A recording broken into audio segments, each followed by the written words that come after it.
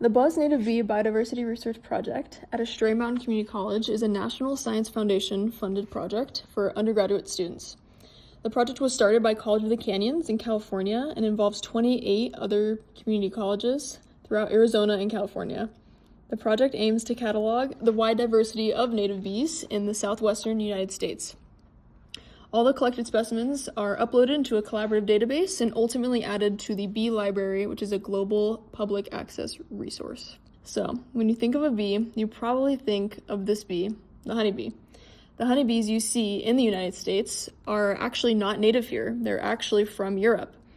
However, though, there are over 4,000 species of native bees in the US alone, with around 1,300 species residing right here in Arizona. These bees come in a wide array of colors, shapes, sizes, and behaviors, such as this bee, the honey-tailed striped sweat bee that is shown right here. Additionally, native bees are at much greater risk than the honeybees and therefore are very important to protect. So documenting these bees helps us know which species are most threatened, and we can spread the word about them to get more people involved with native bee conservation. Because of this project's focus on native bees, we do not capture and collect the honeybees. One native bee that you might be most familiar with is the bumblebee. Most bumblebees are endangered, so we don't capture them for the project, with the exception of a few schools who are able to follow a specific protocol. We do not have this protocol. These bees are pretty easy to identify based on their fluffy appearance and larger size. Usually around this area in Arizona, though, we basically never see bumblebees, though, so you might not have that issue. Other insects you might encounter in the field are wasps and flies, though. They often appear similar to different native bees, but there are a few key ways that you can tell them apart. Wasps are probably the most difficult to distinguish from bees, but their cinched waist and their hairless appearance are the best giveaways. Wasps usually tend to hold their wings up when not in flight, and while bees kind of have them more flat on their backs of their bodies. Flies are an easier insect to identify, mainly because of their short club-like antenna, and they only have one prominent set of wings, which they hold away from their bodies instead of like how bees do on their backs. This next specimen, though, seems very wasp-like and has very similar coloration to the previous example.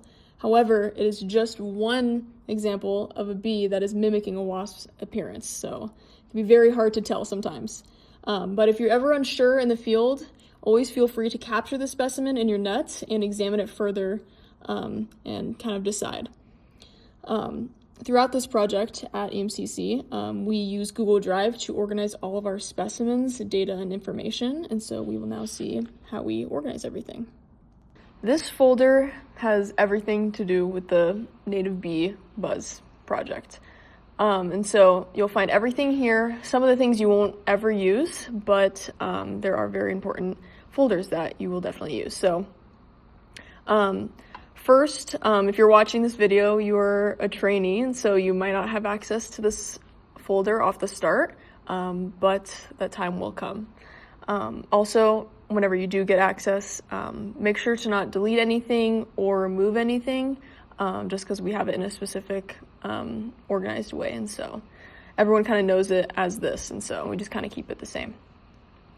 So the first thing that you're gonna use all the time is going to be this bee photos folder, and so we'll get more into it later about taking pictures and everything, but basically in this folder it has every single bee that we have caught and collected, and that is in a bee box in our data set.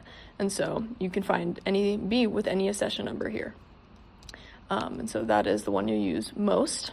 Another folder that is pretty helpful and that you could use is the BID information folder. And so this has different dichotomous keys.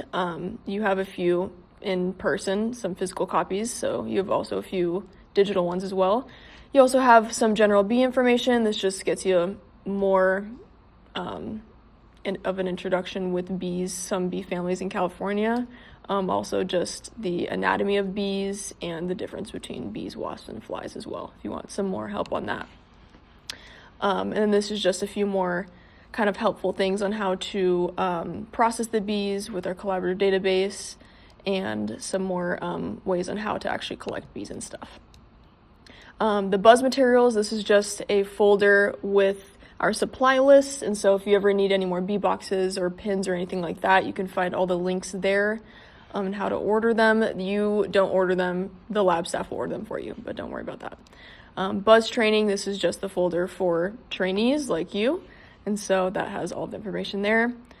The buzz workshops you probably will never really use. It's just previous workshops that other buzz groups have used, and so there's just slideshows and presentations in there. A folder that you could also use, not as much as the bee photos, but maybe when you're analyzing data, is the EMCC bee data folder. So this just has previous Drupal, which is the collaborative database, some downloads from that. So this just kind of keeps everything organized with what we've done in the past. And so you could use that folder as well. The EMCC media is a fun folder.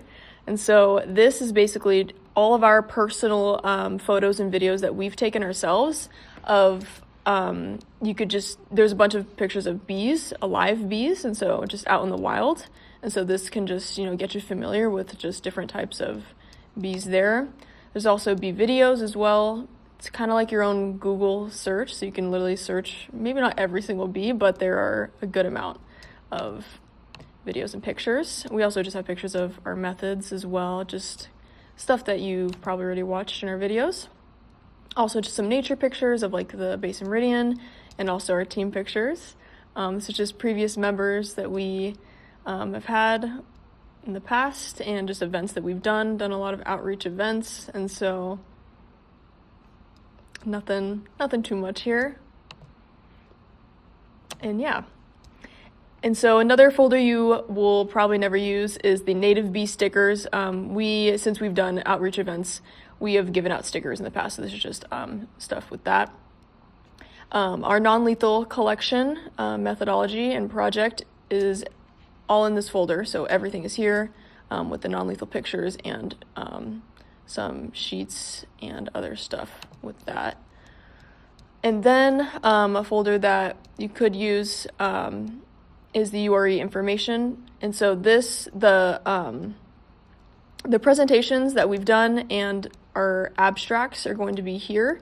So this is where we put everything, if you ever do ANAS, the Arizona Nevada Academy of Science, you can put that in there, and then you won't have to worry about the STEM code. This is for the mentor on the project. But yeah, that's basically everything. Feel free to explore it around. There's a bunch of information that you can use here.